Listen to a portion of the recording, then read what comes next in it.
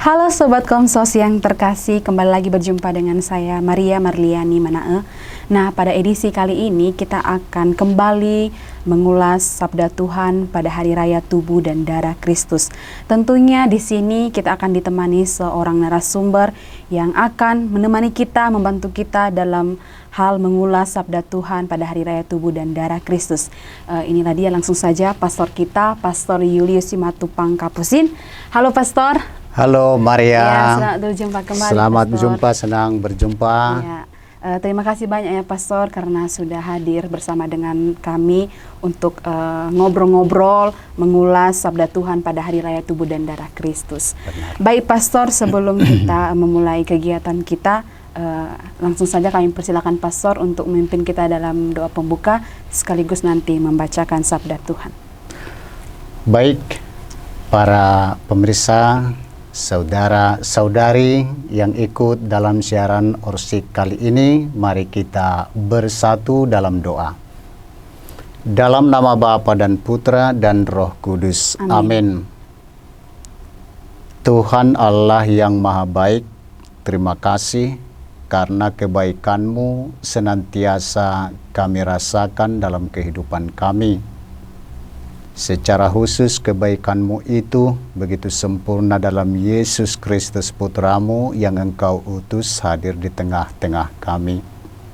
Dia menyerahkan dirinya, Dia menjadi santapan rohani bagi kami. Dan itulah yang menjamin kehidupan itu bagi kami, sehingga kami benar-benar disucikan oleh curahan darah-Nya. Dan oleh karena itu pula kami layak menikmati janji kehidupan kekal bersama dan di dalam Dia.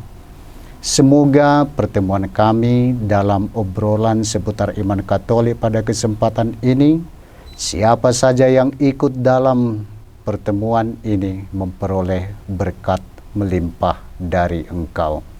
Terpujilah nama-Mu kini dan sepanjang masa. Amin. Dalam nama Bapa dan Putra dan Roh Kudus. Amin. Amin. Saudara-saudari yang terkasih, marilah kita mendengarkan Injil Tuhan yang diperdengarkan, dibacakan pada Hari Raya Tubuh dan Darah Kristus.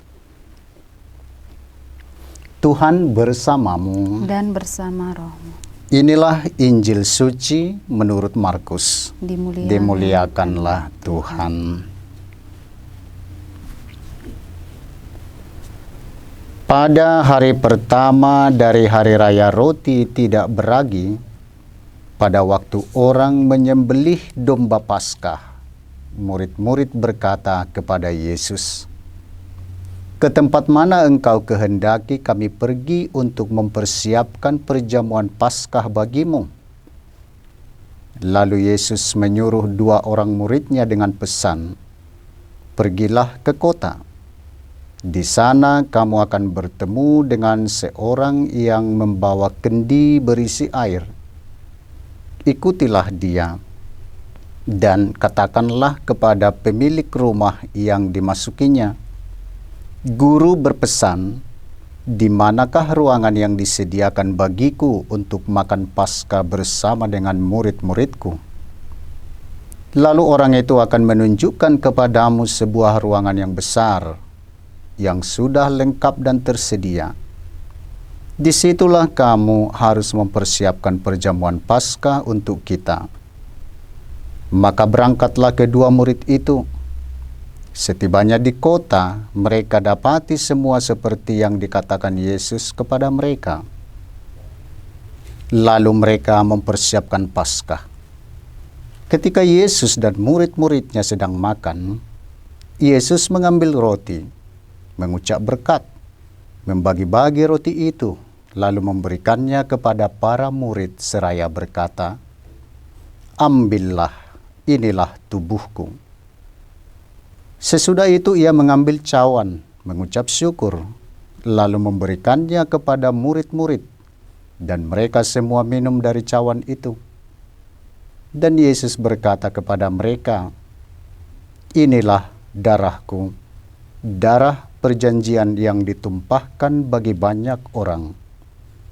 Aku berkata kepadamu, sesungguhnya aku tidak lagi akan minum hasil pokok anggur sampai pada hari aku meminumnya yang baru, yaitu dalam kerajaan Allah. Sesudah menyanyikan lagu pujian, pergilah mereka ke Bukit Zaitun. Demikianlah sabda Tuhan. Terpujilah Kristus. Baik, Pastor, terima kasih banyak karena Pastor sudah membacakan sabda Tuhan tepatnya pada Hari Raya Tubuh dan Darah Kristus. Mungkin bisa Pastor dijelaskan secara singkat mengenai sabda Tuhan tersebut. Baik, Saudari Maria dan saudara-saudari sekalian, marilah kita sejenak belajar dari perikop Injil yang kita baru saja dengarkan tadi. Sederhananya, perikop ini bisa kita bagi dalam dua peristiwa. Yang pertama, itu adalah peristiwa saat Yesus dan para murid merayakan perjamuan Paskah Yahudi. Itulah perayaan Hari Raya Roti Tidak Beragi. Yang kedua ialah saat Yesus menyatakan bahwa tubuh dan darahnya itu menjadi makanan yang sesungguhnya, menjadi perjamuan Paskah yang baru bagi murid-muridnya. Pada kedua bagian inilah kiranya bisa kita melihat belajar tentang teks ini. Yang pertama tentang Hari Raya Roti Tidak Beragi. Bagi orang Yahudi, hari raya ini sungguh besar. Mereka akan membuat perayaan ini untuk mengenangkan bagaimana pada zaman dahulu Allah sungguh membuat karya keselamatan, menuntun orang-orang Ibrani yang dalam perbudakan Mesir keluar dari tanah Mesir. Maka itu kita lihat dalam kisah atau dalam kitab Keluaran, disuruhkan kepada orang Israel bahwa orang Israel harus memperingati peristiwa itu. Peristiwa apa? Itu yang kita dengar sering dalam bacaan yang dibacakan pada kita pada malam Paskah itu. Pada suatu malam, Tuhan akan melewati rumah-rumah orang Israel. Pada malam itu, Tuhan akan membawa pulang orang Israel dari perbudakan itu. Maka dibuatlah satu aturan bahwa setiap orang Israel harus menyembelih anak domba dan darahnya harus dioleskan di pintu-pintu orang Israel. Itu akan menjadi tanda yang jelas bahwa orang Israel akan dibebaskan. Sementara orang Mesir yang tidak memiliki tanda itu, mereka akan dibinasakan. Peristiwa yang besar itulah yang kemudian dikenang dan dirayakan besar-besaran setiap tahun pada Hari Raya Roti Tidak Beragi. Maka sepanjang perayaan itu, semua umat akan memanggang roti tidak beragi. Mereka akan makan untuk mengenangkan peristiwa masa lalu. Peristiwa itulah kemudian menjadi satu kebiasaan yang ritual hukum dihukumkan. Itu menjadi peristiwa yang besar bagi mereka. Untuk mengenangkan itu setiap tahun orang Israel harus memotong kurban. Harus memotong kurban. Dan darahnya itu. Dan imam-imam Israel itulah yang akan mempersembahkannya. Itulah peristiwa itu. Sebab suatu ketika dulu, di masa dulu, Tuhan bertindak dengan tangan yang kuat kuasa melepaskan bangsa Israel. Momen itu kita masuk pada topik bagian kedua di mana Yesus kemudian membuat perjamuan yang baru. Momen perayaan Hari Raya Roti Tidak Beragi itu, Paskah Yahudi itu, momen itu dipakai oleh Yesus. Pada saat itu Yesus menetapkan tadi perjamuan yang baru itu. Karena dikatakan oleh penginjil Markus, pada Hari Raya Roti Tidak Beragi itulah terjadi semua. Ketika roti dan anggur, sebagaimana perjamuan orang Israel itu memakai anggur, darah, ya, ucapannya itu, maka itu, justru di situ Yesus mengatakan, ini tubuhku, ini darahku. Sebab sesungguhnya menurut Markus, Yesus sedang menubuatkan akan kematiannya. Nah, akan kematiannya yang segera akan tiba.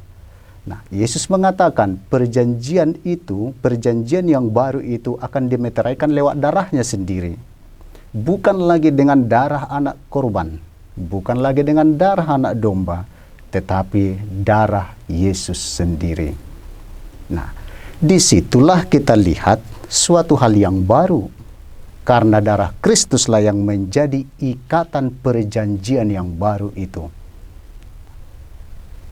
Yang kemudian Yesus mengatakan, inilah tubuhku. Karena Yesus akan segera mengalami penyiksaan tubuh. Tubuhnya sendiri akan disiksa, disesah, tetapi itulah yang kemudian menjadi peringatan kepada para muridnya. Ketika dia disalib, salib itu justru yang akan menyelamatkannya.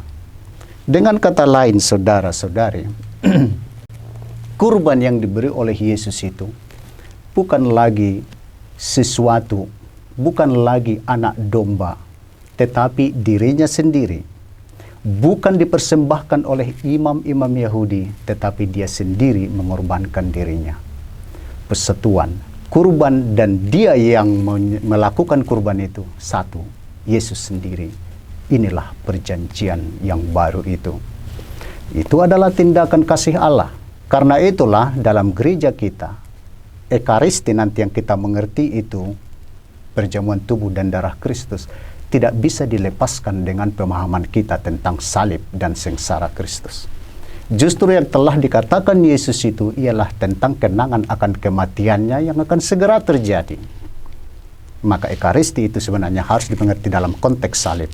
Sebab dalam salib, Yesus akan mencurahkan darahnya, memberikan tubuhnya, tetapi itulah yang memeteraikan keselamatan. Itulah perjanjian yang baru bagi para muridnya. Maka itu adalah sebuah nubuat yang bagi Markus tadi yang kita baca, Yesus menubuatkan itu tentang hari penyalibannya itu. Nah, begitu kurang lebih kita memahami dua bagian itu. Dari perjamuan Yahudi menjadi perjamuan yang baru yang dilakukan oleh Yesus bersama murid-muridnya. Maka bila murid bersatu dengan Yesus menerima tubuh dan darahnya, maka bukan lagi untuk mengenangkan karya Allah di masa lalu, tetapi lebih dari itu, sudah digenapi itu. Ini adalah kenangan akan seorang pribadi, anak Allah, yang memberi dirinya menjadi makanan kehidupan yang sesungguhnya. Mungkin kita bertanya, kalau begitu apakah tidak berguna lagi perjamuan Paskah Yahudi itu? Bukan begitu bahasanya tidak berguna, tetapi Yesus menggenapinya. Karena bagi umat itu sendiri, ini adalah sebuah nubuat tentang penggenapan penebusan manusia.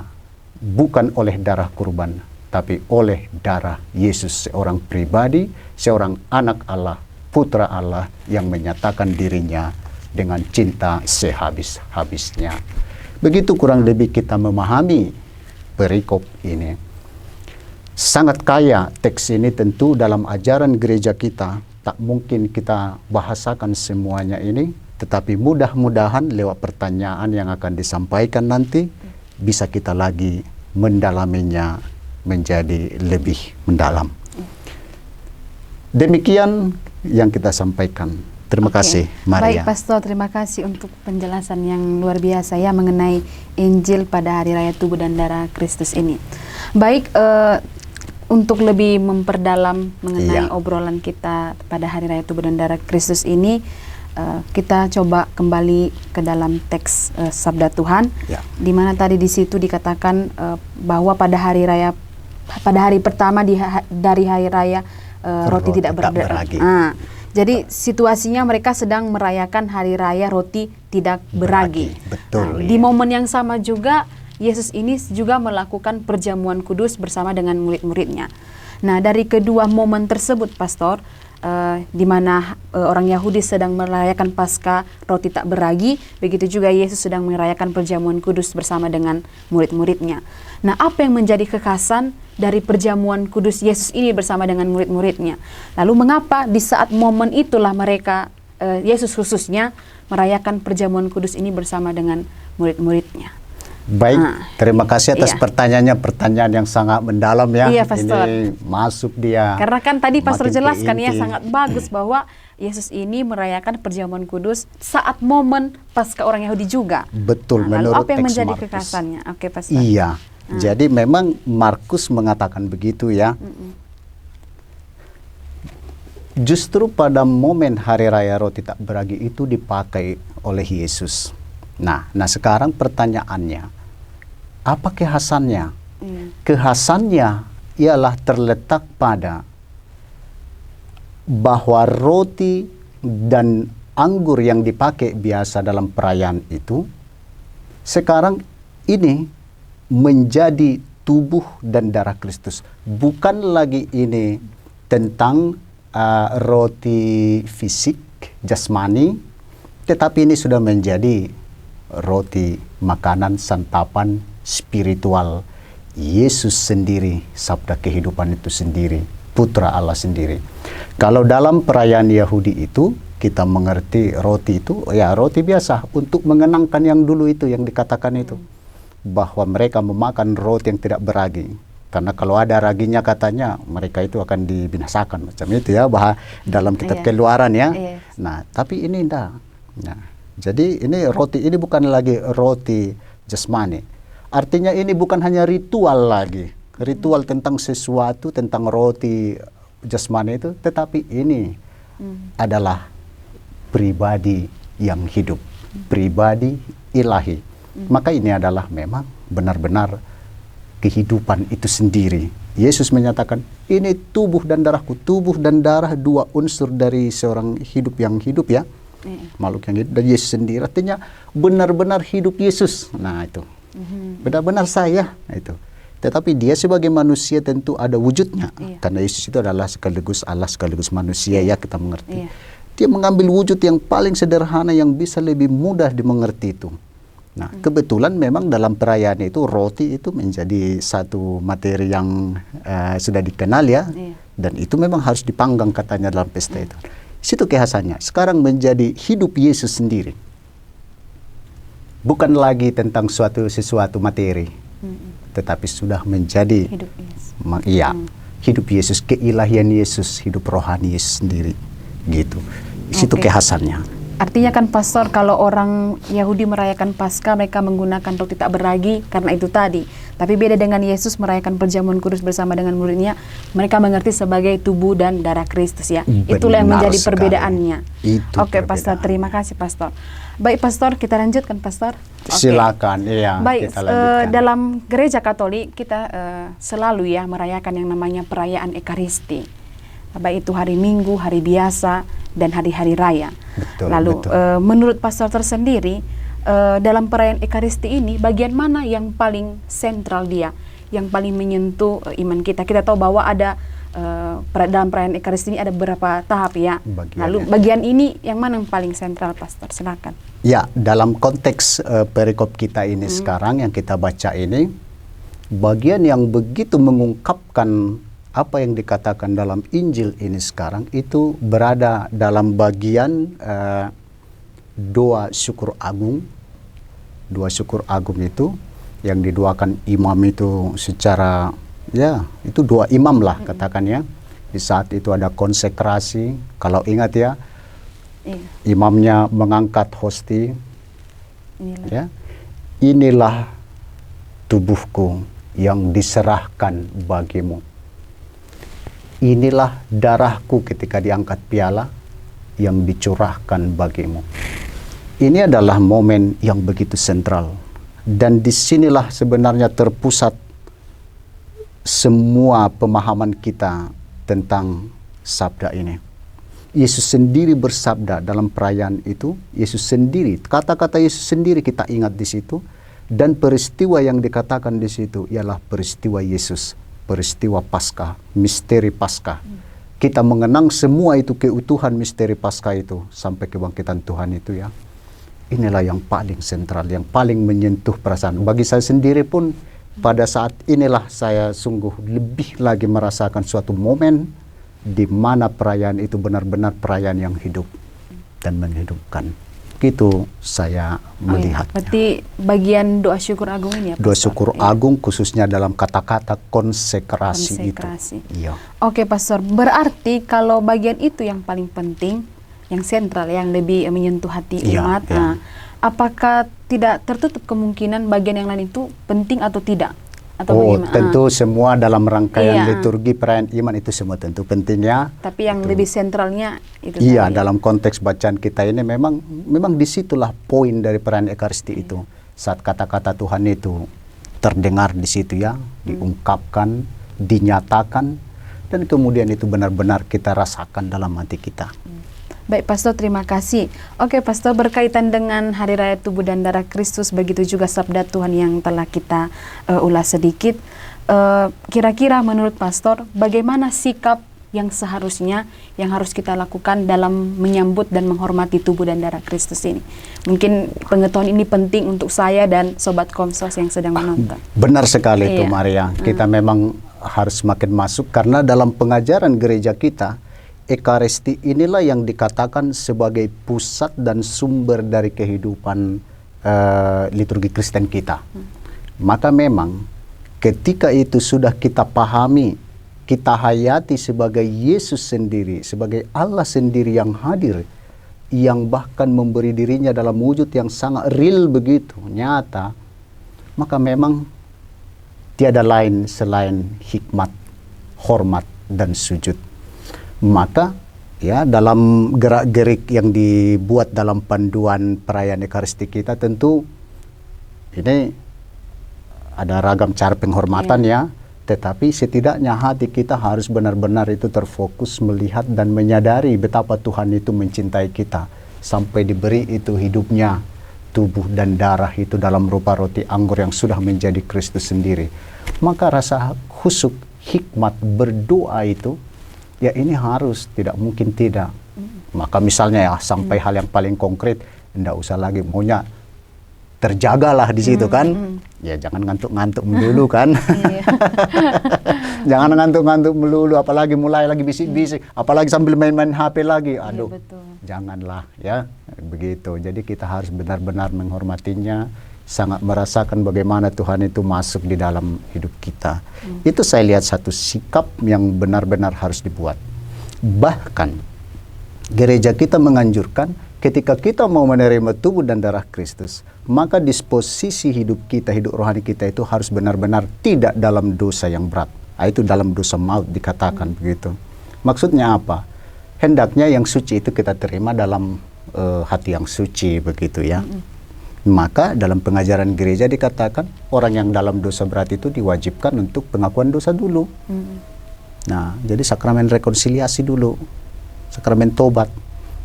Nah itu karena yang suci mau masuk dalam tubuh kita, supaya benar-benar kita memang diikut sertakan, benar-benar kita larut dalam kesucian Tuhan itu sendiri. Maka wadahnya, tempatnya, diri kita itu sebaiknya dalam posisi yang penuh rahmat lah, katakan. Artinya, Pastor, kita harus memandang roti dan anggur yang kita terima itu sebagai tubuh dan darah Kristus ya saat menyambutnya. Benar, dia adalah benar-benar Kristus. Oke, baik Pastor, terima kasih Pastor untuk penjelasannya, wawasan baru nih ya untuk kita. Untuk itu Pastor, demikianlah dialog kita yang mengenai Hari Raya Tubuh dan Darah Kristus. Untuk itu saya persilakan Pastor untuk memberikan kesimpulan untuk kita. Baik saudara-saudari yang terkasih, untuk sedikit menyimpulkan dari apa yang kita perbincangkan pada kesempatan ini, tentulah saya akan mengajak kita masuk pada sedikit dari spiritualitas dari Ekaristi itu sendiri. Kita mengerti, kita memahami bahwa dalam Ekaristi itu Allah lah yang benar-benar mau hadir di tengah-tengah umatnya dalam wujud yang paling sederhana, dalam wujud yang paling real. Maka Allah sendiri mau berbagi hidupnya itu, walaupun dia Allah, tapi dia rela merendahkan dirinya, bahkan mati di kayu salib. Nah, ini mau menunjukkan apa? Ini mau menyatakan kembali bahwa Allah itu harus menjadi sahabat, bahwa Allah itu harus menjadi makanan kita semua, bahwa Allah itu adalah sumber kehidupan kita semua, sehingga Allah rela membuat dirinya dalam wujud yang paling kecil, yang paling sederhana, yang paling mudah kita mengerti. Maka dari itu sebenarnya ketika kita menerima tubuh dan darah Kristus, maka kita pun harus diresapi oleh semangat Kristus itu sendiri. Kalau saya nggak salah, nggak lupa, Santo Agustinus pernah berkata, kita itu akan menjadi seperti apa yang kita makan. Dalam konteks Ekaristi.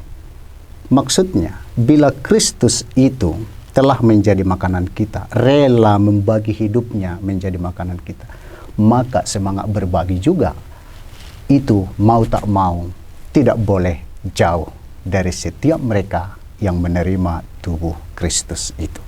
Maka hidup kita harus menjadi hidup yang ekaristis. Ekaristis itu yang pertama tentu itu ya, yang pertama bersyukur ya. Bersyukur bahwa penebusan Tuhan itu begitu besar atas diri kita. Nah, itu ada nuansanya tadi perjamuan Paskah Yahudi ya. Itu tetap itu berlaku, tetapi lebih dari itu lagi bahwa Yesus itu menjamin kita sampai pada perjamuan kekal abadi di surga nanti. Maka itu dasar kesyukur kita yang paling besar. Tetapi sekalian dengan itu, tidak boleh lupa hidup kita harus siap selalu untuk dibagi, dipecah, diremuk, dan menjadi saudara bagi semua. Saya melihat begitu sederhananya yang kita buat. Tentu masih banyak lagi hal yang harus kita katakan, tapi saya hanya membatasi diri pada hal sisi itu. Sekian, terima kasih. Baik Pastor, terima kasih banyak. Benar-benar sangat luar biasa ya obrolan kita pada hari ini. Untuk itu Pastor, usai sudah perbincangan kita mengenai Sabda Tuhan pada Hari Raya Tubuh dan Darah Kristus, maka untuk menutup segala rangkaian kegiatan kita hari ini, obrolan kita hari ini, maka saya persilakan Pastor untuk memimpin kita dalam doa sekaligus nanti berkat. Baik, saudara-saudari yang terkasih, di mana saja berada, mari kita tutup pertemuan kita ini. Kita berdoa dalam nama Bapa, Putra, dan Roh Kudus. Amin. Betapa kayanya kemurahan hati-Mu Tuhan yang Engkau bagikan kepada umat-Mu, kepada gereja-Mu. Bahkan hidup Putra-Mu sendiri diberi kepada kami untuk menjadi santapan jiwa bagi kami, yang menghantar kami sampai pada kehidupan yang kekal. Sebab tubuh dan darahnya menyucikan umat-Mu, yang dengan itu mereka sungguh diberi jaminan sampai pada kehidupan kekal itu. Terima kasih ya Tuhan atas kesempatan membaca firman-Mu, belajar dari Injil yang kami baca pada kesempatan ini. Semoga buah-buah iman, buah-buah rohani dari pendalaman kami atas sabda-Mu ini senantiasa kami rasakan dan kami ditumbuh kembangkan dalam cinta kasih, di mana hidup kami menjadi roti yang selalu siap dipecah dan dibagi bagi keselamatan, bagi kebaikan bagi banyak orang. Terpujilah Engkau kini dan sepanjang masa. Amin. Tuhan bersamamu dan bersama roh-Mu. Semoga saudara-saudari sekalian diberkati oleh Allah yang Maha Kuasa, Bapa, Putra, dan Roh Kudus. Amin. Baik Pastor, terima kasih banyak. Terima kasih karena Maria. sudah hadir bersama dengan kami untuk ngobrol singkat tentang Hari Raya Tubuh dan Darah Kristus. Untuk itu, Sobat Komsos yang terkasih, usai sudah perbincangan kita mengenai sabda Tuhan pada Hari Raya Tubuh dan Darah Kristus. Semoga melalui obrolan ini dapat menguatkan hati kita, terutama dalam menyambut tubuh dan darah Kristus sebagai kehidupan kita. Sampai jumpa pada edisi lainnya. Shalom, Tuhan memberkati. Shalom.